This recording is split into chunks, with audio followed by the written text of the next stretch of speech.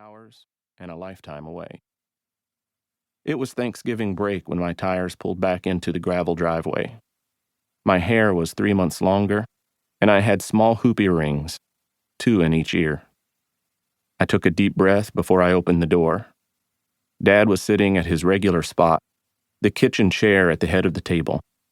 From his perch, he could see everything happening in the kitchen, as well as the living room and the front door. His face lit up. "Hey, there he is," he boomed. He welcomed me in with a hug and pretended not to notice a thing. He never mentioned the hair or the earrings. That's typical of my family. We argue, mock each other, and occasionally tell each other to go to hell. But we don't have the heart to follow through. So many families like mine have reached a brittle peace in recent years, holding their tongues and holding their breath, limiting their conversations to the weather and sports and children. Or worse, they have not found any peace at all. I recently encountered a genre of online videos in which young adults tearfully disown their parents, explaining why their values are simply too immoral to continue contact.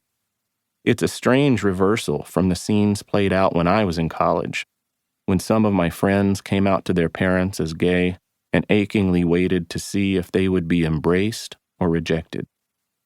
Now, the young are passing judgment on the old, and partisanship has invaded every aspect of life. Most Democratic singles refuse to date Trump supporters. Politics is increasingly defining who is our kind of people and who is not. I expect all families, particularly large ones, by now have felt the consternation that comes when two people look at the same thing in broad daylight and cannot agree on what they are looking at. Exasperated, we wonder how they can believe what they are saying. I remember listening to Rush Limbaugh on my drive to high school in the morning and thinking it was funny. I would pull out of our driveway onto the 2-lane blacktop of Highway 60. After a mile, I'd pass the truck stop where I used to buy candy and hang out before I was old enough to drive. Farther on, I'd pass the Catholic church and elementary school I had attended. Across the road from it was a juvenile detention center surrounded by gleaming barbed wire.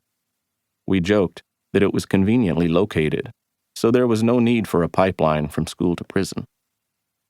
A couple more miles, and I would pass the distillery that made Kentucky Tavern, Dad's favorite bourbon, and an all-purpose medication for toothaches, sore gums, and insomnia. Then there was the steel mill, where my uncle worked for most of his life. At night, you could see the orange glow from the furnaces inside. I once asked him if it was hot in there. He looked at me for a moment with weary eyes, as if he was trying to figure out if I was being a wise ass or not. Then he just said, "Yes, buddy, it gets awful hot."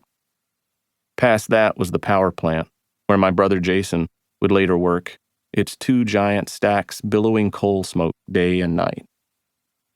Driving through this landscape, I listened to Limbaugh make fun of welfare moochers who sponged off hard-working Americans. It never occurred to me to doubt that we were the hard-working Americans, despite the free lunches that I received and the tinfoil-wrapped boxes of government cheese that arrived at our doorstep. It was fun to laugh with Limbaugh at feminists, especially since I didn't know any feminists.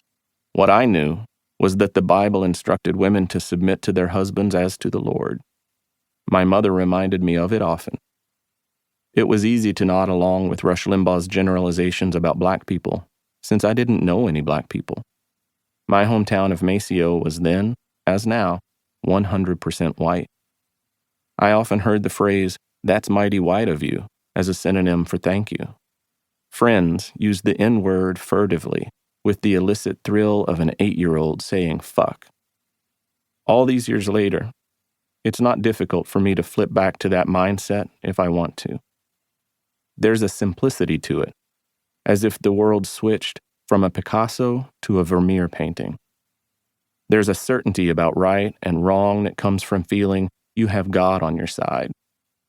There's a lightness that comes from being sure that the world is fair. If you work hard, you'll be fine.